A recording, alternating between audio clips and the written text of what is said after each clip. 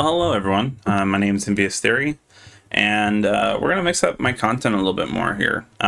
So recently in the past, I have been making some custom games within Fortnite, and I know personally I've struggled a lot to get recognition on some of my custom built maps. I have 3 of them that have been put out. And they're not perfect. This now with my channel and audience that I've built out is I'd like to go ahead and review some custom games within Fortnite, especially ones that have not had XP enabled onto it. If you're anywhere familiar, it takes some certain amount of players to come and play your game, and there's been a lot of work that's been put into this. So today, what I decided is there's a new Tycoon game. I have not really played too much Tycoons involving into that, but we are going to be playing Steal the Squid Game. Okay, the creator looks like it's Mega Studio, and I'm not sure if this is a solo person. Welcome to Steal a Squid Game. Go purchase your first Squid Game character from the red carpet.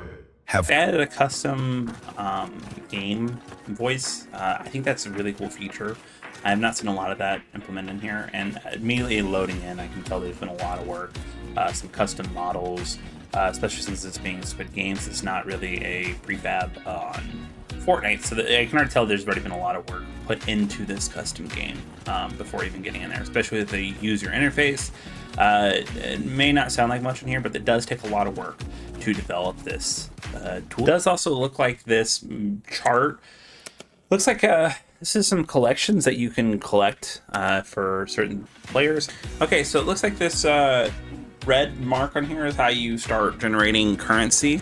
So I can tell there's also been a lot more custom models put in here with some animation. I'm not sure how much skilled this person, the Mega Studios, has put into it here, but these are some pretty cool custom models. So immediately one thing I do see is looking at the top of these nameplates that are going through, I can see it's a little bit blurry. That I'm not sure what it takes to clean that up here, but it's just kind of one thing I have noticed on here, and it makes me feel like I want to get my eyesight checked out. So that's kind of like my first thing on here when I see that. But like the models are pretty cool, especially the animations. I know it probably took the creator a lot of time to put that through, so you can really appreciate it. And then the architecture around here looks very minimal, but it's pretty well put together, and it feels like it runs pretty smoothly. After kind of playing this for a little bit, I did realize that you do need to have multiple players to really like make this game a lot more enjoyable, because you can steal other people's characters.